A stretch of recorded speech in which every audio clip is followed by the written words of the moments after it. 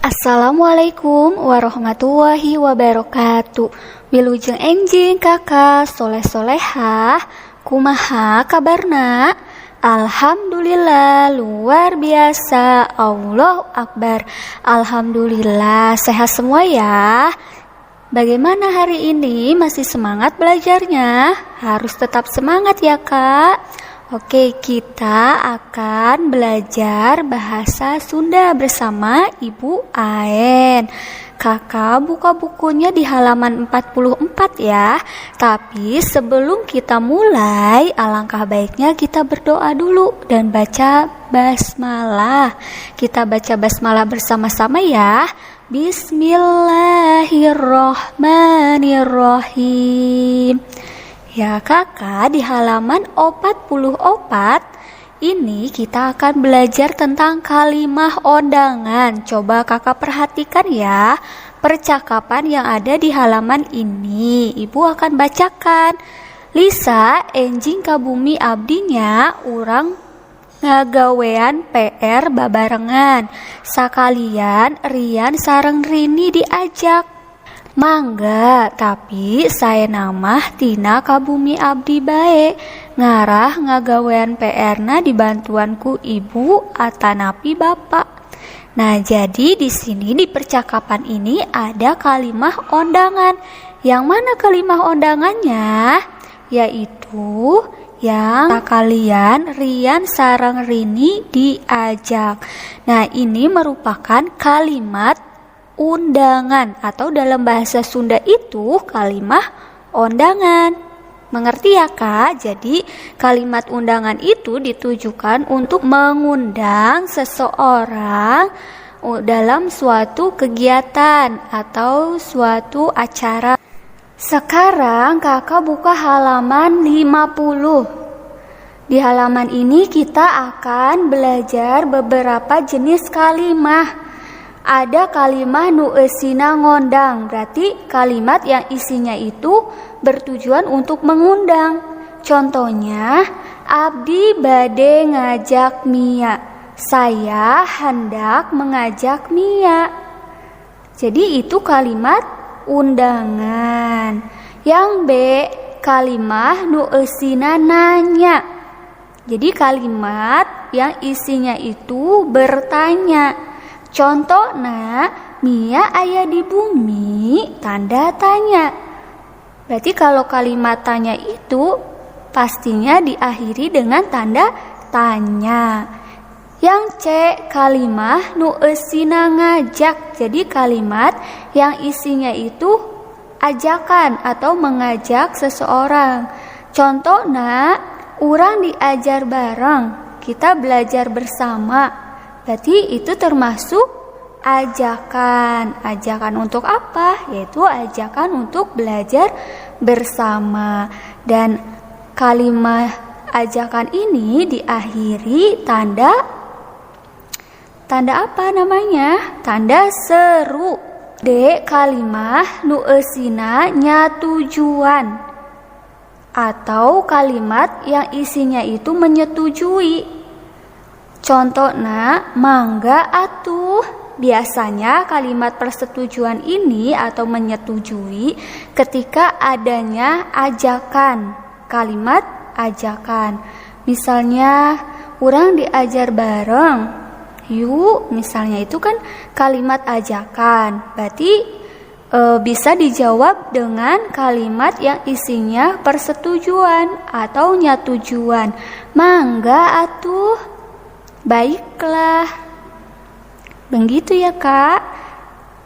Terus yang E, ada kalimah nu eusina marentah. Jadi kalimat yang isinya memerintahkan. Contohnya, mangga kalebet, silakan masuk. Ya, jadi itu isinya memerintah untuk masuk ke rumah misalnya. Mengerti ya kak? Jadi ada kalimah yang isinya ngundang atau mengundang, yang isinya bertanya, mengajak, menyetujui, dan juga memerintah. Kita lanjutkan lagi ke halaman 56. Di halaman ini ada wacana yang judulnya tambarakan, atau dalam bahasa Indonesianya makan sembarangan. Ibu akan bacakan, kakak dengarkan ya, simak baik-baik. Lonceng istirahat di sada. Lonceng istirahat berbunyi. Murid kelas 2 keluar di kelas. Murid kelas 2 keluar dari kelas. Hesti jeung batur-baturna muru warung. Hesti dan teman-temannya menuju warung. Di tempat tu kotor aya nu dagang. Di tempat yang kotor ada yang berjualan. Hesti jajan rujak, jajan cireng, terus jajan es cendol. Hesti jajan rujak, jajan cireng, lalu jajan es cendol. Tepati lila Hesti pupuringisan. Tidak berapa lama Hesti meringis. Pada harana karasa mules, perutnya terasa mulas. Lantaran Hesti tambarakan, karena Hesti makan sembarangan. Batur-baturna nyalamperkeun, teman-temannya menghampiri. Hesti dibawa ke ruang UKS. Hesti dibawa ke ruang UKS. Nah, kakak jadi dari wacana ini menceritakan tentang Hesti yang pada saat istirahat, pada jam istirahat sekolah, Hesti itu jajan di tempat yang kotor, jajan rujak, cireng, es cendol. Nah, gara-gara Hesti itu makannya sembarangan, maka yang terjadi seperti apa? Jadi Hesti itu pada harana karasa mules. Jadi perutnya itu terasa mulas. Itu akibat kita tambarakan ya kak. Jadi makan sembarangan menyebabkan pada haran mules atau perutnya menjadi mulas. Sekarang kakak buka di halaman 58. Di sini ada kosakata. Kosakata dari wacana yang tadi ibu bacakan. Kakak lihat ya, ada istirahat. Istirahat itu rere artinya warung, tempat jualan. Disada ngaluarkeun sora.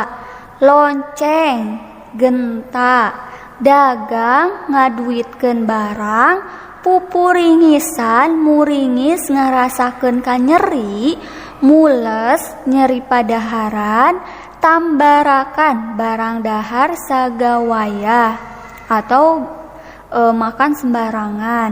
UKS, nah UKS ini kakak tahu nggak biasanya ada di sekolah. Nah, UKS ini singgetan atau singkatan dari usaha kesehatan sekolah. Jadi kakak kalau di sekolah merasa sakit, tidak enak badan, kakak bisa pergi ke UKS, usaha kesehatan sekolah. Kalau kakak ingin jajan, perginya kemana? Ya, ke warung. Yang terakhir materi yang akan ibu bahas yaitu masih di halaman 58. Yang nomor 2, mere tanggapan. Pek bere tanggapan nurutkeun pamadegan hidup ngenaan kejadian di handap ieu. Jadi di sini kita akan memberikan tanggapan dari suatu kalimat pernyataan. Contohnya seperti ini. Hesti jajan di tempat kotor. Hesti jajan di tempat yang kotor.